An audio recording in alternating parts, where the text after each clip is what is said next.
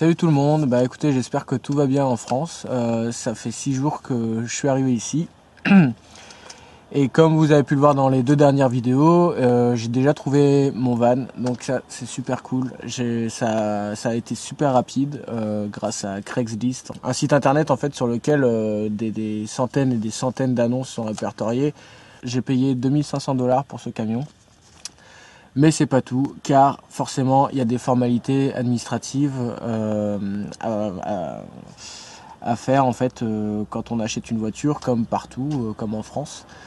Sauf que c'est assez rapide et facile aux États-Unis, il suffit juste d'avoir la thune en fait. Donc premièrement, ce qu'il faut faire quand on achète une voiture aux États-Unis, c'est établir une sorte de carte grise, donc mettre la voiture à son nom en fait. Pour ça, il faut se rendre au DMV, donc le département of motor véhicule, quelque chose comme ça. Donc c'est en fait là qu'on va pour faire les changements de propriétaire, renouveler sa vignette tous les ans, etc. Je suis allé là-bas, on m'a expliqué un petit peu comment ça fonctionnait. Et j'ai dû donner donc le certificat de vente que m'avait donné la personne qui m'a vendu le véhicule, plus mon permis international, donc que voici. Et au final, j'ai réussi donc à avoir la carte grise du véhicule, si on peut appeler ça comme ça. C'est juste un petit papier voilà, qui ressemble à ça, sur lequel du coup il y a mon nom qui figure ici, avec voilà, l'adresse, le type de véhicule, etc. Et le montant que j'ai payé, c'est-à-dire cher, 260 $, pardon, pour la carte grise. C'est assez cher la première année parce que ça inclut le changement de propriétaire, mais tous les ans donc il faut repayer la vignette, mais c'est forcément moins cher parce qu'il n'y a pas le transfert de propriétaire à faire. Avec la carte grise, il faut aussi ce qu'on appelle le SMUG, c'est une sorte de contrôle technique qui assure que la voiture peut rouler correctement sans trop de pollution, tout ça. Par chance, le précédent propriétaire l'avait déjà fait pour ce camion, donc j'ai pas eu à repayer ça derrière, donc c'est plutôt bien. Une fois qu'on a la carte grise en poche, il va falloir s'assurer. Et donc là je sors en fait de l'assurance, j'y suis allé tout à l'heure. C'est assez délicat quand on a un permis international parce que pas toutes les compagnies d'assurance vont vouloir nous assurer à cause du permis international. Donc j'ai appelé plusieurs compagnies. Je suis tombé sur un agent donc, qui travaillait avec Access et qui accepte les permis internationaux. C'était un petit peu bizarre, je suis tombé dans un quartier chinois, tout ça. Le mec me paraissait un peu bizarre, mais en fait il m'a tout expliqué super bien et je l'avais déjà eu au téléphone. Il existe plusieurs types d'assurances, donc comme en France, haut tiers et tout risque.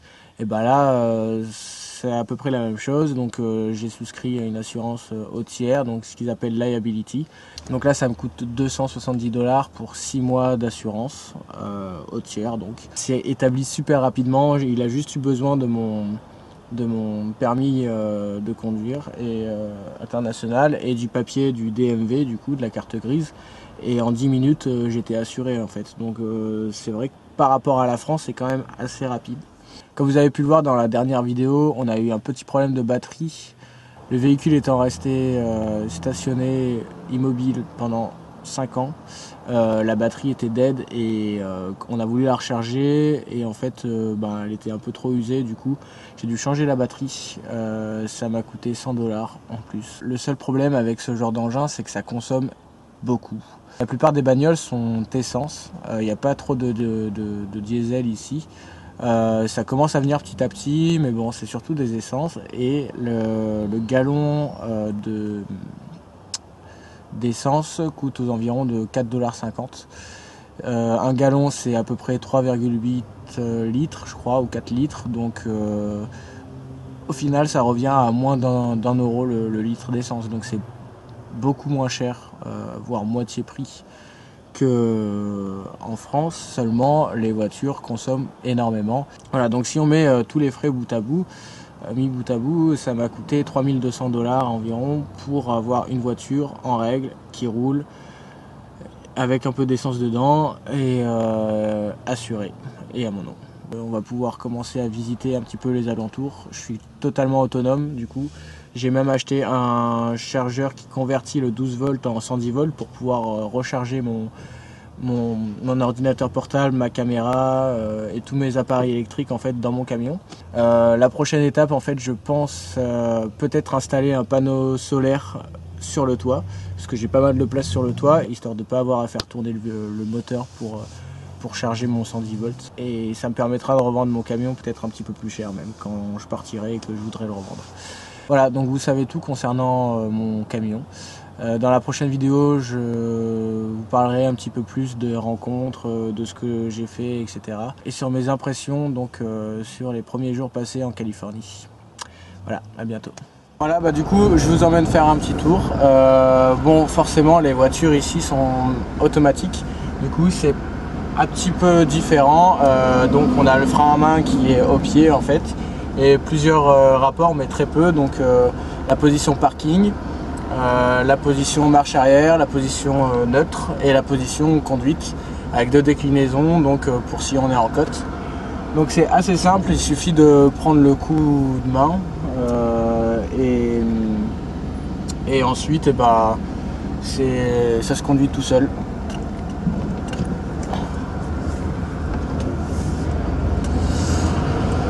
Moi j'adore le bruit en fait des gros moteurs des voitures automatiques puisque ça me rappelle le bruit des voitures dans GTA, je sais pas si vous vous souvenez. Voilà, forcément ils sont inspirés de leur voiture. Nos voitures à nous sonnent pas du tout pareil. Là, on sent que c'est costaud.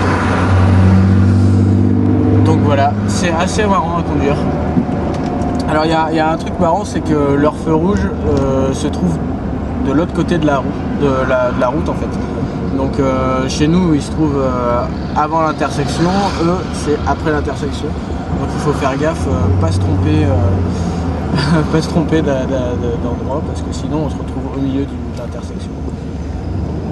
Voilà, donc là on va prendre la freeway.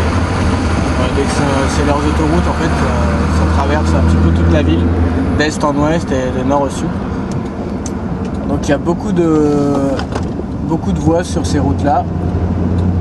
Et ils conduisent un peu n'importe comment, c'est un peu la loi du plus fort et de ce qui va le plus vite. Il n'y a pas trop la notion de fil de gauche pour doubler, etc.